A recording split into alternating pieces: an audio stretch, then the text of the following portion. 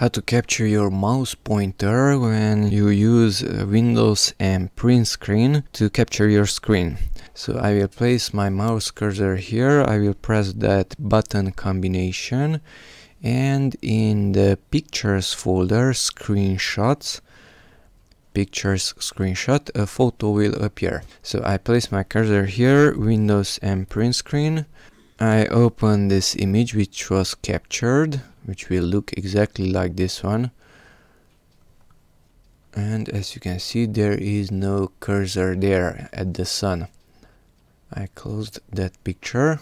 Okay, and I will use a program to capture the cursor also, FastStone Capture. I have to do a modification in this program. Click on the settings button, settings again, capture, and include mouse pointer in captured image.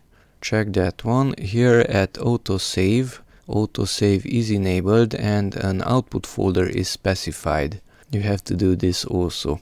And after this, whenever I press the print screen key on the keyboard, this program FastStone Capture will capture an image that will be saved onto the desktop because it was set up that way.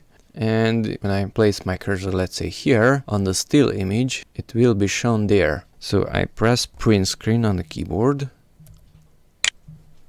The picture just appeared here, and let's open it. And voila, there is the cursor in this captured image, which is shown here. It's a PNG file, that's the resolution. And if I press minus, you can see it is getting smaller and it contains the cursor. And close it. So that's how to use FastStone Capture to capture your mouse cursor also when creating a still image of your desktop.